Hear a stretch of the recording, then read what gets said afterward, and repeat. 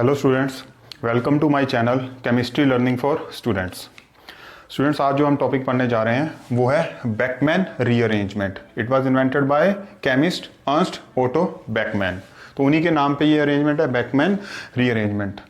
Student, जैसे कि हम देख सकते हैं इट इज़ ए रीअरेंजमेंट। तो इसमें क्या होगा, जो रिएक्टेंट होगा, जो सबस्ट्रेट होगा, वो प्रोडक्ट में कन्वर्ट होगा। तो उसमें क्या फ़र्क आएगा, उसमें सिर्फ उसका मॉलिक्यूलर अरेंजमेंट जो है, वो जो स्ट्रक्चरल अरेंजमेंट है वो चेंज होगा, मॉलिक्यूलर फार्मूला उसका सेम रहेगा। यानी कि जो रिएक्टेंट का मॉलिक्यूलर फार्मूला होगा वही प्रोडक्ट का होगा, लेकिन ऐसे कुछ चेंजेस आएंगे उसमें, उसका फंक्शनल ग्रुप ही चेंज हो जाएगा, जिससे कि उसकी पूरी की पूरी केमिकल प्रॉपर्टीज ही चेंज हो जाएगी। ठीक है, तो इसमें जो हम रिएक्टेंट ले रहे हैं वो क्या है, ऑक्साइम। ठीक है, तो oxime is converted into amide. मैं ऑक्साइम के बारे में बताता हूं और फिर इसके बारे में बताऊंगा। ऑक्साइम क्या होता है, ऑक्साइम जो है मैं उसको डॉट कर देता हूं, जिसको हम ऑक्साइम बोलते हैं। जब कार्बन डबल बॉन्डेडली नाइट्रोजन के साथ जुड़ा होता है और नाइट्रोजन के साथ आगे हाइड्रोक्साइल ग्रुप लगा होता है, तो इस मॉइटी को हम क्या बोलते हैं, ऑक्साइम। ठीक है, उसके बाद इसमें जो ये R1 और R2 होते हैं, ये डिसाइड करते हैं इसकी सब टाइप्स को। अगर R1 और R2 दोनों एल्काइल ग्रुप्स हों तो इसको हम क्या बोलते हैं, कीटोक्साइम। क्या बोलेंगे, कीटोक्साइम। अगर R1 जो है वो H है, या इन दोनों में से कोई एक H है, हम सपोज करते हैं ये H है और ये मिथाइल ग्रुप है, तब हम इसको क्या बोलेंगे, एल्डो ऑक्साइम। ये इसलिए होता है क्योंकि aldoximes are obtained from aldehydes and ketoximes are obtained from ketones. ठीक है, तो ये R1 R2 डिसाइड करते हैं कि इसकी सब टाइप क्या होगी, ये कीटोक्साइम होगा या एल्डो ऑक्साइम होगा। अब उसके बाद सेकंड, ये जो अमाइड है, अमाइड का आप सबको पता है, जब कार्बोनाइल ग्रुप के साथ NH लगा हुआ हो, ठीक है, उसको हम बोलते हैं अमाइड। तो oxime is converted into amide. अब मैं इसको थोड़ा सा आपको स्पेसिफिक स्ट्रक्चर बना के दिखा देता हूं इसकी, फिर हम बात करेंगे इसमें क्या क्या चेंजेस आएंगे और फिर उसके बाद हम मैकेनिज्म पढ़ेंगे। स्टूडेंट्स, आप ये समझो, ये मैंने क्या बनाया, this is the structure of ketoxime, structure of ketoxime. ठीक है, अब कीटोक्साइम मैंने इसको क्या बोला, क्योंकि इसमें दोनों R क्या है, एल्काइल ग्रुप्स हैं, इसलिए इसको बोल रहे हैं हम कीटोक्साइम। अब इसमें और इसमें क्या डिफरेंस आया, आप देख सकते हो यहाँ पे जो कार्बन है इसके साथ दो एल्काइल ग्रुप अटैच हैं, लेकिन प्रोडक्ट बनते बनते इसके साथ सिर्फ एक ही एल्काइल ग्रुप अटैच है। ठीक है, दूसरा डिफरेंस क्या है, ये जो कार्बन, यहाँ पे जो कार्बन डबल बॉन्ड नाइट्रोजन है उसकी जगह पे यहाँ पे कार्बन डबल बॉन्ड ऑक्सीजन आ जाएगा। तीसरा डिफरेंस क्या है, नाइट्रोजन के पास कोई H नहीं है, नाइट्रोजन के पास एक H आ जाएगा। द मेजर डिफरेंस क्या है, यहाँ कार्बन के साथ ये जो CH3 है ये मूव करके कहाँ चला जाएगा, नाइट्रोजन के पास। ठीक है, तो ये सारा मैकेनिज्म हम आगे जाके पढ़ेंगे कि ऐसा कैसे होता है। मैं आपको एक चीज़ और दिखा दूँ, इसका मॉलिक्यूलर फार्मूला और इसका मॉलिक्यूलर फार्मूला लिख के बता देता हूँ मैं। C3H7NO, आप काउंट कर लेना, मैंने सही लिखा है इधर, C3H7NO। तो दोनों का देखो मॉलिक्यूलर फार्मूला बिल्कुल सेम है, लेकिन स्ट्रक्चर एकदम डिफरेंट है, केमिकल प्रॉपर्टीज एकदम डिफरेंट हो जाएगी।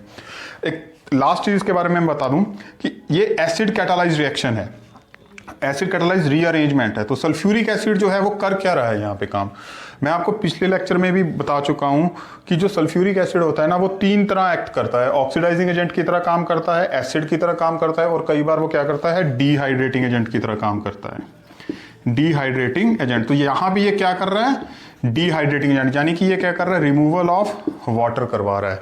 तो यहाँ पे ये जो ऑक्साइम के ऊपर ये OH जो लगा हुआ ना, इसको वाटर की फॉर्म में रिमूव करवाएगा सल्फ्यूरिक एसिड। ठीक है, आई होप स्टूडेंट्स आपको ये समझ आ गया होगा। अब हम पढ़ते हैं mechanism of action. Now come to mechanism of Beckmann rearrangement. Student, mechanism शुरू करने से पहले ना एक चीज़ बहुत इंपॉर्टेंट आपको बता दूं कि जो ऑक्साइम ले रहे हैं ना हम, ठीक है, चाहे कीटो लें चाहे हम एल्डो ऑक्साइम लें, उसकी कॉन्फ़िगरेशन बहुत मैटर करती है कि वो ट्रांस है या सिस है। ठीक है, ये जो एंड प्रोडक्ट बनेगा वो कौन सा अमाइड होगा, वो किसके ऊपर डिपेंड करेगा, स्टीरियोकेमिस्ट्री ऑफ ऑक्साइम। ठीक है, ये ट्रांस होगा या सिस। ये जब आपको ये मैकेनिज्म समझोगे तो आपको पूरा समझ आ जाएगा कि ट्रांस और सिस का क्या इफेक्ट पड़ता है। ठीक है, ये जो ट्रांस ऑक्साइम है, इतना मैं आपको बता दूं कि यहाँ पे जो R1 और R2 होता है ना, R1 और R2 जो होता है वो नाइट्रोजन की तरफ मूव करता है, ठीक है, इन दोनों में से कोई एक, वो कौन डिसाइड करता है कि उन दोनों में से कौन मूव करेगा कि ये ट्रांस है या सिस है, ठीक है। अभी हम समझते हैं, फिर हमें आगे जाके पूरा यही कॉन्सेप्ट क्लियर हो जाएगा। देखो अभी मैं जो यहाँ पे ले रहा हूँ ये ट्रांस ऑक्साइम है, ठीक है। ट्रांस ऑक्साइम का मतलब क्या है कि ये जो OH है, ठीक है, ये इन दोनों के बीच में डबल बॉन्ड है, ज्योमेट्रिकल आइसोमरिज्म शो करेंगे। तो जो बल्कियर ग्रुप्स हैं जब वो ऑपोजिट साइड्स पे हों तो वो क्या होता है, ट्रांस, ठीक है। अब इस कार्बन के साथ जो मैंने R1 और R2 लिया है, एक लिया है CH3 और दूसरा लिया है इथाइल ग्रुप C2H5, N के साथ OH, ये मैं बता चुका हूं ऑक्साइम।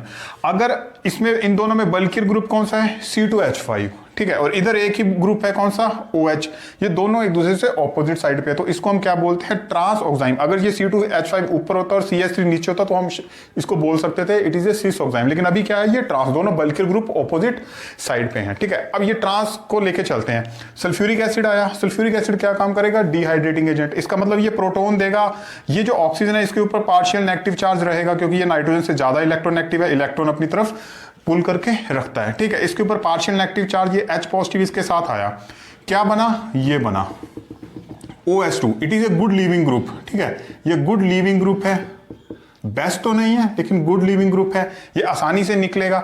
वाटर निकला, ठीक है, क्या मिला हमें, ये वाली मॉलिक्यूल, क्योंकि नाइट्रोजन का ये बॉन्ड टूटेगा तो नाइट्रोजन के पास कितने बॉन्ड रहेंगे, 2। ये oxygen is more electronegative than nitrogen, तो ये दोनों इलेक्ट्रॉन अपने साथ ले जाएगी, ठीक है। तो नाइट्रोजन के पास इलेक्ट्रॉन कम हो गए तो उसके ऊपर कौन सा चार्ज आ गया, पॉजिटिव। अब जब भी इलेक्ट्रोनेगेटिव एलिमेंट के ऊपर पॉजिटिव चार्ज आ जाए तो समझ लो this moiety is highly unstable, ये ज्यादा देर टिकने वाली नहीं है, ये कुछ ना कुछ इंटरनल अरेंजमेंट करेगी।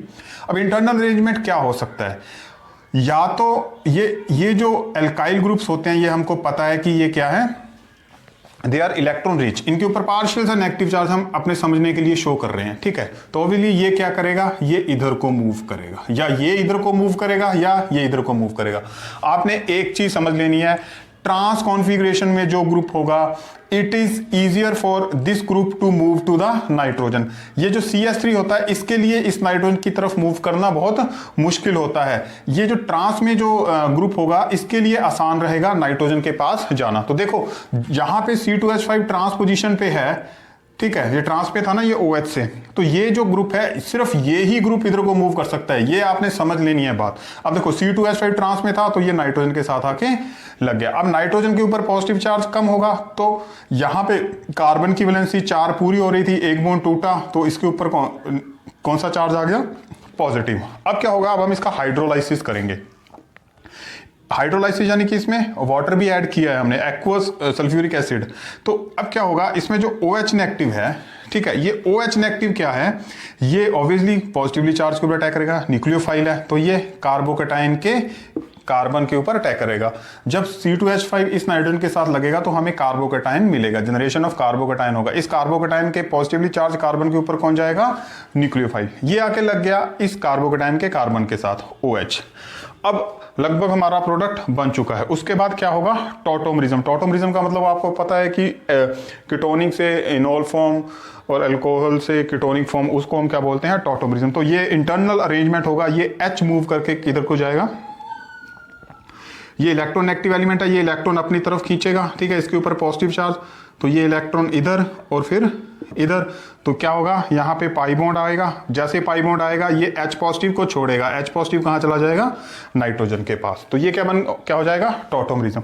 तो कुल मिला के हमें अमाइड मिला, ठीक है। अब मैं जो आपको असली चीज इसमें समझने वाली है वो क्या है, सपोज करो यहाँ पे सिस होता, ठीक है, अगर सिस होता तो क्या होना था, यहाँ पे क्या हो जाना था, CH3 और यहाँ पे क्या हो जाना था, C2H5।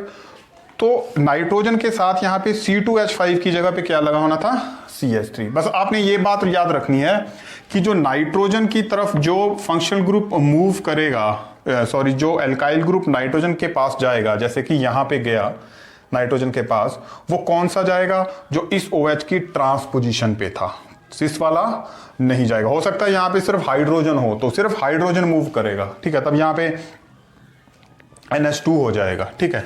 तो आपने इसकी जो स्टीरियो केमिस्ट्री होगी, it will decide whether the product में जो R ग्रुप मूव करेगा वो कौन सा मूव करेगा नाइट्रोजन की तरफ।